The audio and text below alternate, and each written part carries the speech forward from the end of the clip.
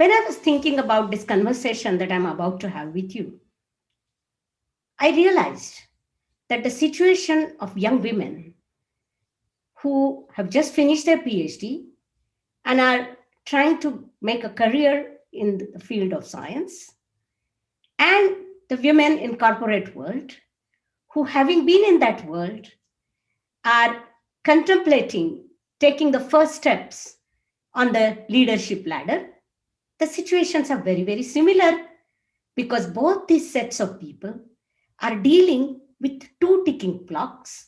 One is the ticking body clock, and the other is ticking professional clock.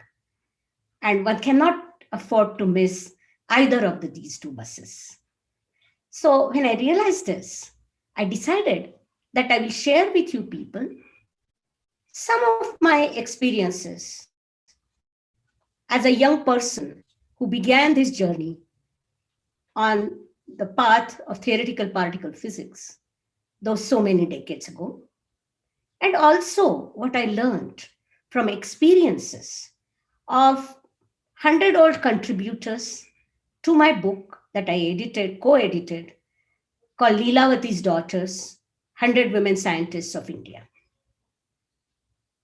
You know, I think I have really come a long way from that girl in two plates studying only home science till the 7th class in an all-girls school. So my journey in science, so to say, really began from those extra science lectures that my school teachers took after the school for me, and the science that I learned from the husband of my math teacher. The husband himself was a science teacher. The journey that began in 1964 or 5 has continued then to do a BSc from Pune University with a first rank, to finish a MSc again with a first rank in the Indian Institute of Technology, Powai, and then a PhD in theoretical particle physics at State University of New York at Stony Brook in the US. I finished my PhD around 1979. And in all this journey, to be honest, I never felt, nor was I made to feel, that I was traveling on a path on which girls are not supposed to go or on which girls cannot travel. However, it is when I came back to India and started my journey on the scientist career, then things were slightly different. Actually, in the life of a scientist, the most important time in my mind, most critical time, is the time right after the PhD, when one is trying to set one's own niche in the world of science among the fellow scientists. And in case of a subject like theoretical physics, that means on the world scene, on the international scene. And it is in this period that man or woman, we are, I remember I was so caught up with the insecurities that you feel, the uncertainties that you feel, that I didn't have too much time to worry about gender bias. However, when I look back upon that time, I can interpret some of the statements and some of the behavior as something that might have been affected by the gender bias. For example, one of my senior colleagues at the Tata Institute of Fundamental Research told me that my best bet was to join a women's college in a Mofussil area.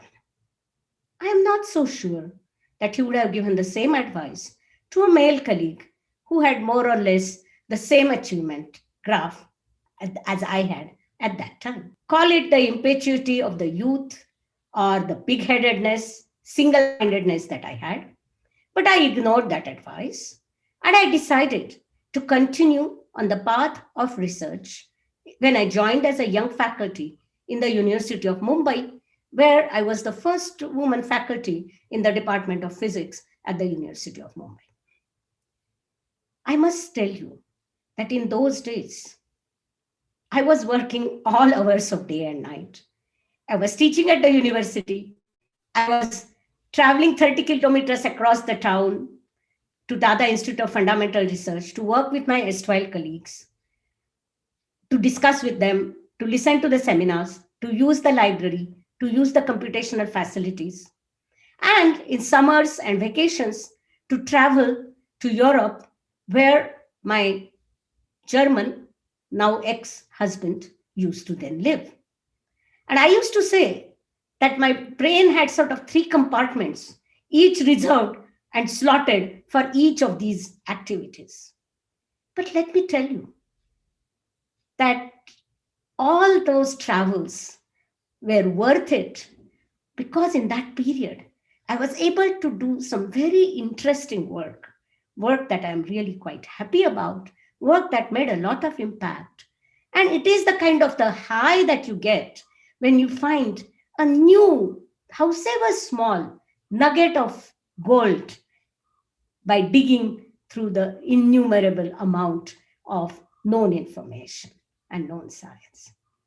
And I must say that that one piece, one result, sometimes made it all worth it.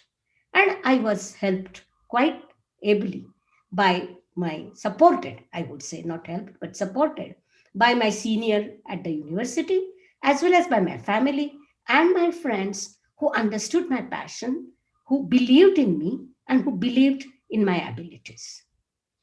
So, what do I have to tell? What do I have to learn from this? What I have to learn from this is that, at least what I learned, is that one should not let others tell you what you can or cannot do. I should also add that in this time, other very important support was the appreciation, very warm appreciation of the work that I had done, that I got from the international community, science community. These were not rewards or awards. But I would like to share a funny incident in that context.